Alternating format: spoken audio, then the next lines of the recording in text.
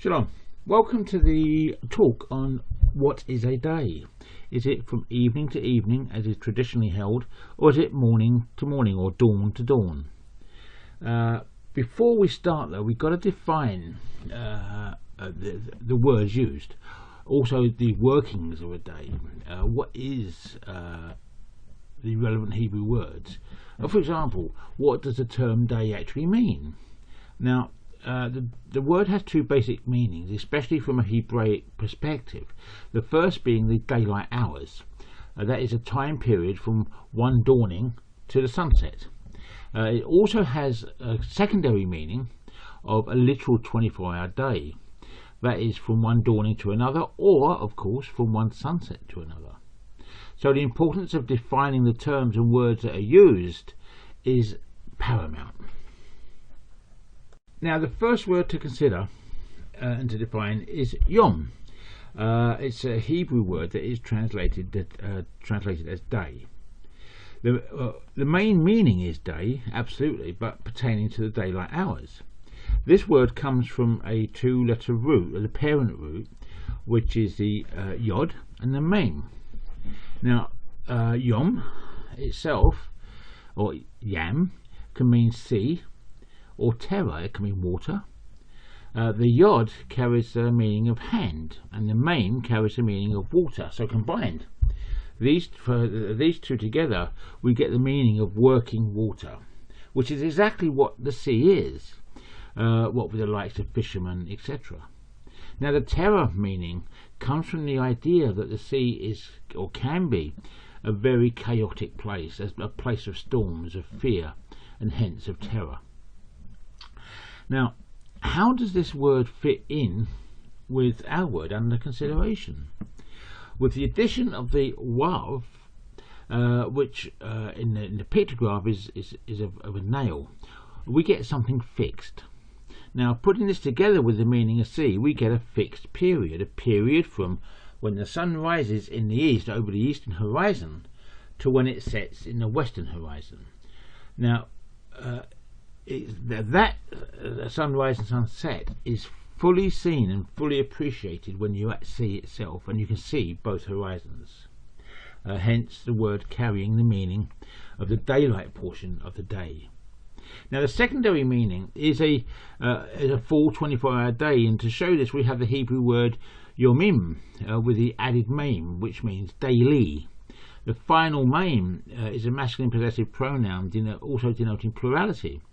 So this is a multiple of 24-hour periods, because you cannot have a daily daylight hours without throwing in the odd nighttime hours. Also, the theological word book of the Old Testament tells us it's a unit of time, including two or more segments, morning and evening, about 24 hours. This word also can carry the meaning of heat, which is from what we get from the sun during the daylight hours. It can mean a lifetime, a time period. It can even mean today, or it can even mean a festival day of anyone. Right, the second word to consider is the word translated out as night, and it is layil. The Hebrew word in it spelt with the lamed, with the yod, and with a final lamed, and it carries a meaning of night, of darkness. The word also, the root meaning carries a root meaning of twist, as in twisting away the light, and the night rolls in like a scroll and is rolled up like a scroll when dawn approaches. It can also carry the meaning of adversity, as adversity is accomplished by darkness within the soul, a fear, despair, etc. But it can also mean obscurity and nothingness, chaos, and the abyss, that is Kosek. All these things are also accomplished in the darkness or night. The first chapter of Bereshit, or Genesis, bears out these meanings. Verse 5, we see the Mighty One, Elohim, called the day, or called the light, or day, yom, and the darkness, kosek, which means darkness, obscurity, abyss, nothingness, chaos, he called night, or layil. Right, now we come to the word erev, which is translated as evening or twilight. The Hebrew word erev is very interesting. In the modern Hebrew, it's spelt with the ayin, which is ayin, resh, and beit. But in the ancient Hebrew, the ayin was originally a gar, and was spelt with the gar, resh, and the beit. And it means to be dark or become dark. It can also mean Arab, which is in our modern vernacular, due to the darker nature or the dusky colour of the skin. It also carries the meaning of evening, as in dusky, night in the sense of going into darkness.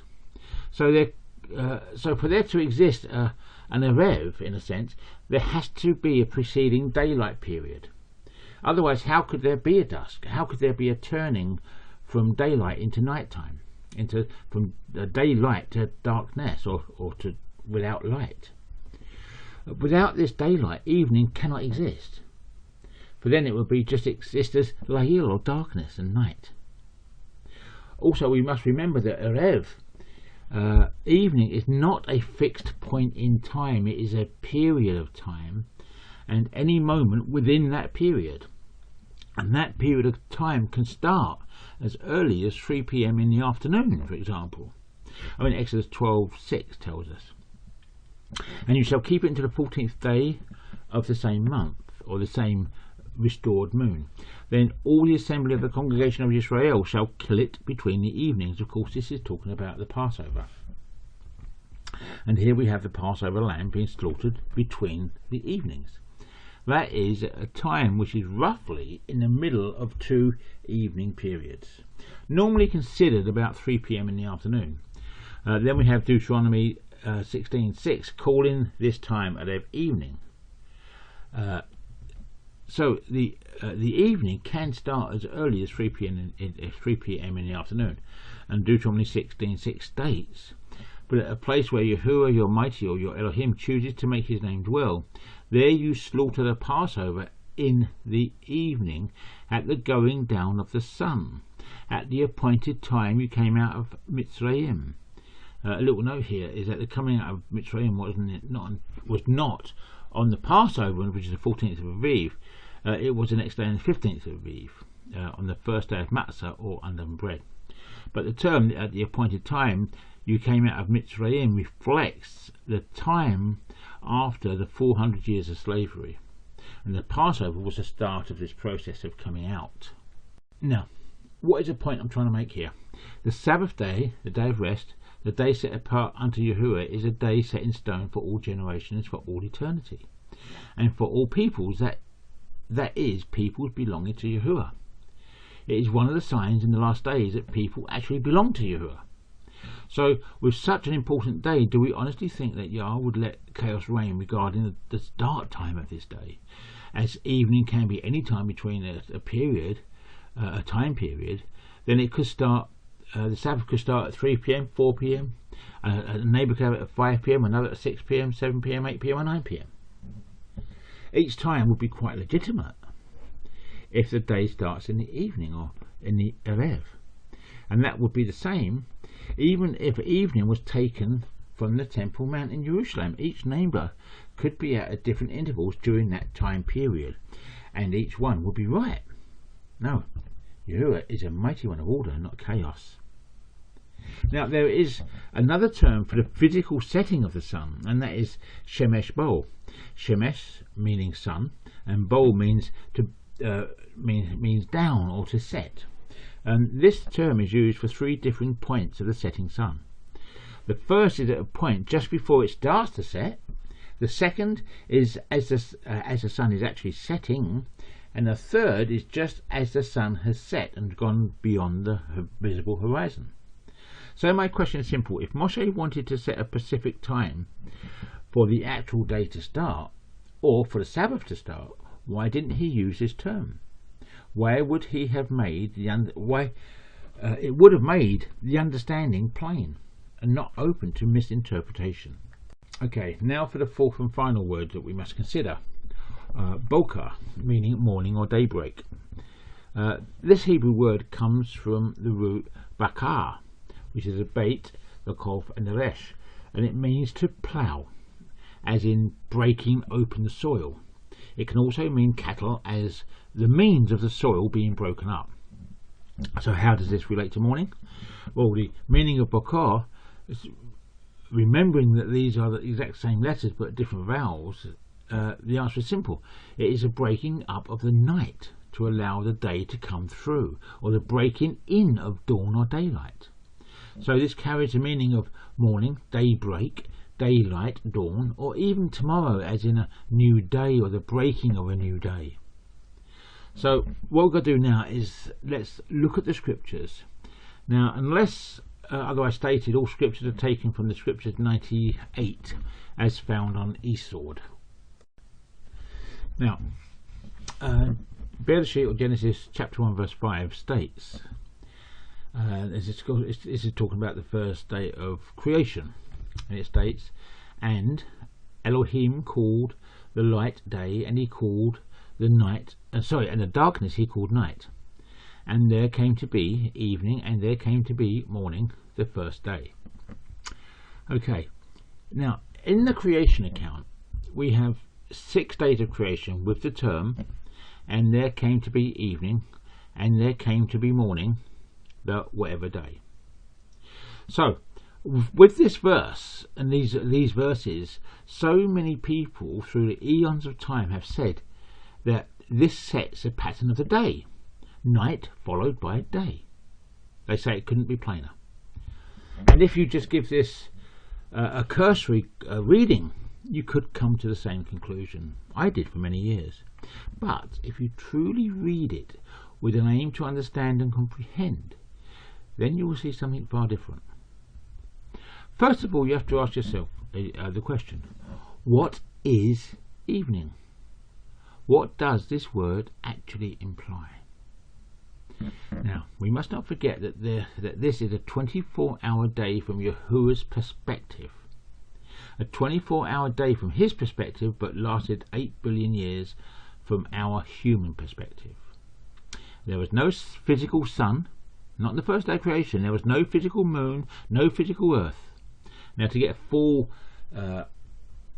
understanding of this, you're going to have to see my paper on Bereshit, Genesis chapter 1 verse 1 to 5. But from that, those writings, I'm going to put in my fully amplified translation, starting at chapter 1 verse 1. In the beginning, open brackets, before space-time existed, close brackets, the Mighty One, or the Mighty Authority, created the spiritual and the material realms. And the material realm exists as a formless, chaotic void, obscured in darkness, together with, along with, the inaccessible, mysterious depths, abyss. And the Spirit of the Mighty One, she hovered over the face of the waters. And the Mighty One, the Mighty Authority, he said, let light exist, and light existed. But this verse, verse 3 can also be translated, and the Mighty One said, I was light, I am light, I will be light, I exist as light. But it can also be translated, and the Mighty One, or the Mighty Authority said, Yahuwah was, is, and will be light. Yahuwah exists as light. Now, and then verse 4, and the Mighty One, the Mighty Authority, saw the light was good, which, open brackets, beautiful, better, cheerful, well-pleasing, agreeable, of a higher nature, morally good, bountiful, as in prosperous, and therefore trustworthy and true, close brackets. And the Mighty Authority separated out light from darkness. And there the word means darkness, to be dark, darkness, misery, destruction, death, ignorance, sorrow, wickedness, and obscurity, close brackets. Verse 5, and the Mighty One, the Mighty Authority, he called the light day, and the darkness he called night. Open brackets, a twist, as in twisting away the light, night, and it's a figurative adversity without divine guidance or comfort, personal distress, and a night of death. and there came to exist, as I close brackets, and there came to exist evening. Yes, and there came to exist evening, and there came to exist morning, day 1. Okay, so what is an evening? To make it simple, an evening is the end of a day. That is the end of the sunlight hours of the day. In this case, it is Yah's day and not our own humanistic day. So a day precedes an evening. It has to. Otherwise, an evening simply cannot exist without the daylight period coming before that. It is the same for the term morning. For there to be able to exist a morning, which is a breaking up of the night, there has to exist a preceding period of night time or darkness. Otherwise, a dawning could not possibly exist. Also, the term Yom Echad, or one day, is a unifying term. Yes, it is a one, absolutely, but a unified one, a compound unity of one. So this is implying that there was a day followed by a night unified into a single day, an evening, a morning, a unified day. But here is a thought to ponder. In fact, it's a very serious question to answer, especially for those who hold dear to the tradition that the day starts in the evening. When did Yahuwah actually do the works of creation? In the evening, at night, or in the following daylight hours of the first day? That's if you look at it from an evening to evening perspective. Now, okay, let's spend some time to ponder this question, and it's a very important question. And let's ponder it using the ability Yahuwah gave us, the ability to think. Okay, let's say for argument's sake that the day starts in the evening. What are our options for the question? When did Yahuwah do the physical works of that day? If the day 1 starts in the evening, followed by the night, and then the preceding daylight hours, did Yah do the works of day 1 in the evening, at night, or in the following daylight hours? Now, we must remember that the text actually says, in the beginning, the mighty authority created the spiritual and the material realms, and the material realms was a formless, chaotic void obscured in darkness, together with, along with, the inaccessible, mysterious depths, the abyss. And the Spirit of the Mighty One, she hovered over the face of the waters. And the mighty authority, he said, let light exist, and light existed. And the Mighty One, or the mighty authority, saw that light was good, and the mighty authority separated light from darkness. And the mighty authority he called the light day, and the darkness he called night. And there came to exist, or there came to be, evening. And there came to exist, or there came to be, morning, day 1. Here we are told that he did the works of creation on the first day. Then, after that, there existed evening, and there existed morning. That is, there came to be evening and there came to be morning after he did the works of creation of day 1. So accordingly, that is, according to the evening day cycle, he must have accomplished the works of creation on day 1, but he must have created the works of creation on day 1 before day 1 came to be. That is, he did not actually do these works on day 1, but he did them on day 0. I'll repeat that. If he did the works of creation before the evening came, and that's what it says in this text, then the evening of day 1 comes, followed by the night time, followed by the daylight hours of day 1, he must have accomplished the works of creation that is attributed to him doing them on day 1, actually on day 0. Before day 1 came to be. This leaves a problem. When did he do the works of creation that is accredited to him for day 2? He must have done them before the evening of day 2, which actually is the daylight hours of day 1 according to the evening to evening cycle. And so it is the same for all the days of creation. The works of day 1 were done on day 0, on day 2 on day 1, day 3 on day 2, day 4 they would have been accomplished on the daylight hours of day 3, day 5 on day 4, day 6 on day 5. When Sabbath? What was accomplished on the day 6 of the daylight hours? Nothing. He rested. It doesn't work. It doesn't fit. It actually makes no sense of the text. And as such, it cannot be correct. The only way to resolve this question is to have the day starting at dawn. So, day 1 starts at dawn. He does the works of creation on that day 1. Then there comes to be evening, and then there comes to be morning, day 1. So what about day 2? When does it start? It's simple. At the dawn, after day 1. And again, he does the works of creation of day 2 during the daylight hours of day 2. And then there comes to exist evening. Then there comes to exist the morning, the end of day 2. Then day 3 starts, and then so on for day 4, 5, 6 and 7. It fits, then it fits absolutely perfectly. There is no problem whatsoever. And that's what Father's Word's about. It's about simplicity. But, again, it leaves us one more question to ask. If day 1 starts at dawn, which I believe it does wholeheartedly, where did the first light of the day come from? As a natural light within the universe had not yet been created. We can see that when he says, and let light exist, and light existed, in verse 3.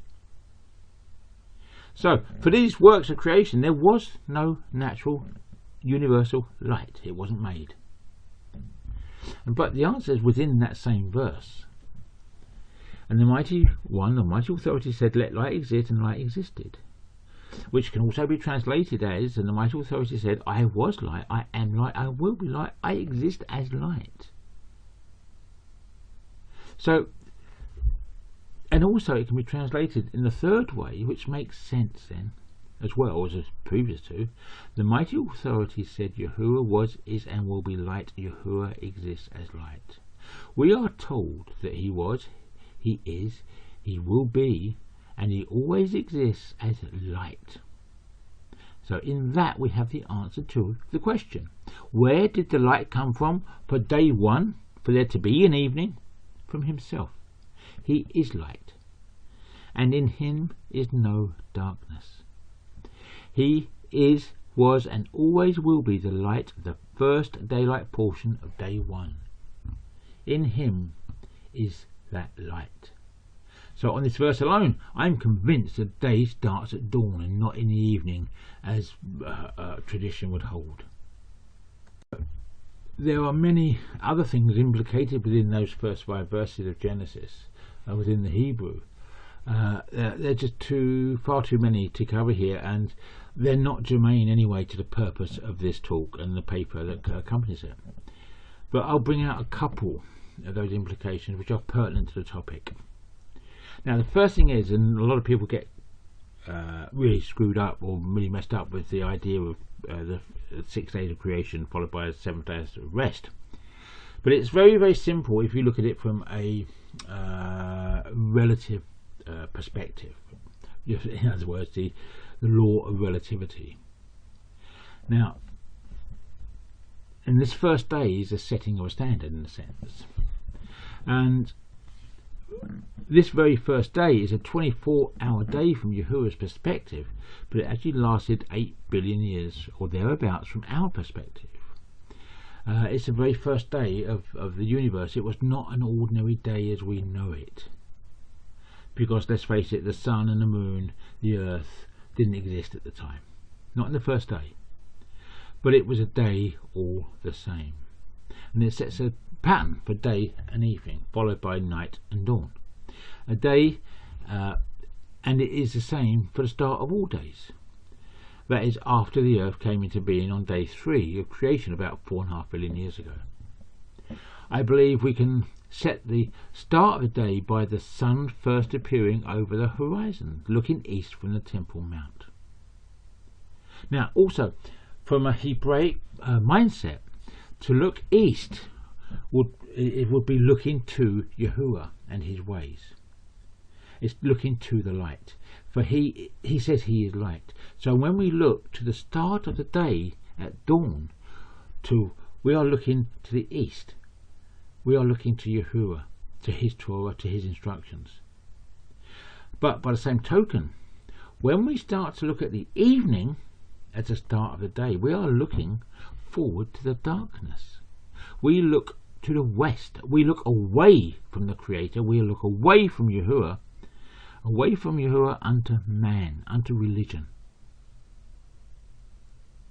So with the day starting at dawn, we look to Yahuwah. With the day starting in the evening, we look away from Yahuwah, the Creator. So the standard for the start of the day can be set, and it's a logical start as well. As Yah says, he is light, so the rising of light is a good start to the day. So I believe the standard is set by a proper understanding of the Hebrew text, and not a rabbinical, Judaistic, religious understanding of the text. And sadly to say, so many follow the traditions of Judaism. Now, don't get me wrong, I am not against the Hebrew people. No way, I'm one myself. But I am against religion in any form, in any way, shape. And rabbinical Judaism is just another religion made up of the traditions of men. Now, that's the end of part 1. In part 2, I'll cover more evidence dealing with the Passover, a little bit with Yom Kippur, and a few other verses, and then a conclusion. Now, I hope this is a blessing to you all. I shall say shalom for now. Shalom, be at peace.